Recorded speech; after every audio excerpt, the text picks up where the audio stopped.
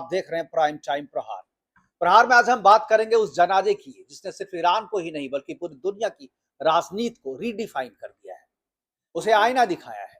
एक तरफ तेहरान की सड़कों पर लाखों का लाख जन सैलाब, तो दूसरी तरफ दुनिया की बड़ी ताकतों के शीर्ष नेताओं की गैर मौजूदगी।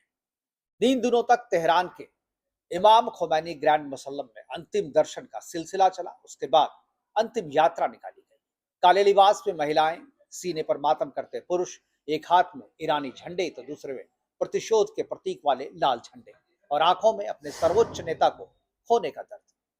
अंतिम यात्रा के दौरान पूरा तेहरान नारों की गूंज से गूंजता रहा। सरकारी समारोह का आधिकारिक संदेश था कि हम उठेंगे। इसके साथ ही भीड़ में अमेरिका मुर्दाबाद, इजराइल मुर्दाबाद, प्रतिशोध जिंदाबाद और शहीद के खून का बदला लिया जाएगा जैसे नारे सुनाई दी।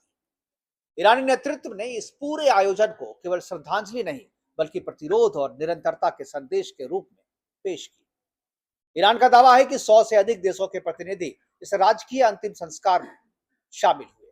भारत की ओर से विदेश राज्य मंत्री पवित्रा मार्गरीटा और बिहार के राज्यपाल लेफ्टिनेंट जनरल सेवानिवृत्त सैयद अता हसनैन ने देश का प्रतिनिधित्व किया।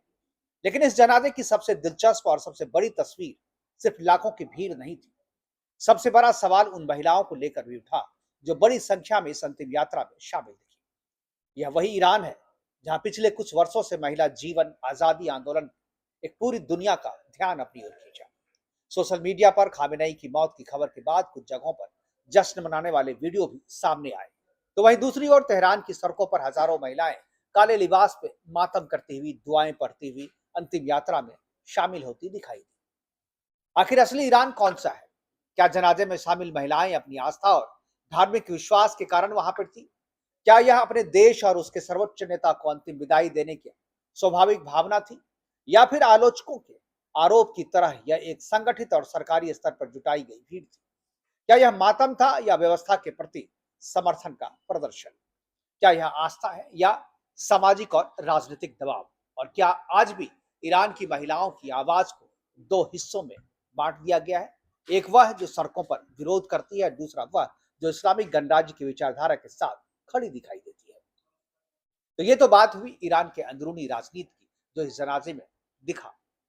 अब विश्व के कूटनीतिक मानचित्र पर अगर हम बात करें तो उसके हिसाब से इस पूरी तस्वीर को आप देखने की कोशिश करें। अगर ईरान रूस का रणनीतिक साझेदार है, अगर चीन ईरान का सबसे बड़ा आर्थिक सहयोगी है, और अगर भारत चाहवार से लेकर ऊर्जा सुरक्षा तक ईरान को महत्वपूर्ण मानता है, तो फिर भारत के प्रधानमंत्री नरेंद्र मोदी वहां क्यों नहीं गए? रूस के राष्ट्रपति व्लादिमीर पुतिन वहां पर क्यों नहीं पहुंचे? चीन के राष्ट्रपति शी जिनपिंग ने इस यात्रा से, इस जनाजे की आखिरी यात्रा से दूरी क्यों बनाई? क्या यह केवल सुरक्षा का प्रश्न था, सुरक्षा के कारणों से था, या फिर यह बदलते विश्व कूटनीति का एक नया चेहरा है? क्या दुनिया ईरान से रिश्ते तो रखना चाहती है, लेकिन कैमरे के सामने उतनी नजदीकी दिखाने से बचती है? इतिहास गवाह है कि कई बार किसी नेता का अंतिम संस्कार केवल एक रस्म नहीं होता, बल्कि आने वाली राजनीति की प्रस्तावना बन जाता है। क्या खामनेई की अंतिम यात्रा भी वही प्रस्तावना है? क्या मध्य पूर्व अब एक नई शक्ति संतुलन की ओर बढ़ चुका है, और क्या महाशक्तियों ने तेहरान को सम्मान भी दिया और दूरी भी दिखाई? आज प्रहार में हम इसी सवाल पर चर्चा करेंगे और जानेंगे कि देश की सबसे बड़ी बहस कि मोदी, पुतिन और शी जिनपिंग ने स्वयं अंतिम संस्कार में ना जाने का केवल सुरक्षा के कारणों से फैसला किया था, या इसके पीछे कोई कूटनीतिक संदेश भी है। तो दूसरा सवाल जो महत्वपूर्ण, मैं चाहूंगा कि इसे स्क्रीन पे दिखाया जाए कि क्या खamenei की अंतिम यात्रा में उमड़ा जन सैलाब इस्लामिक गणराज्य के समर्थन का संकेत है या राष्ट्रीय शोक की अभिव्यक्ति? क्या अंतिम यात्रा में लगे अमेरिका और इजराइल विरोधी नारों के संकेत जो है वो क्या मिलते हैं कि क्या ईरान की नई नेतृत्व व्यवस्था भी टकराव की उसी नीति पर आगे बढ़ेगी जो पिछली सरकार जिस तरीके से बढ़ रही थी? अंतिम आखिरी सवाल कि क्या खamenei की मृत्यु के बाद मध्य पूर्व में शक्ति संतुलन बदलने वाला है, और इसका भारत की विदेश नीति पर क्या असर पड़ेगा? और करेंगे इस पे चर्चा।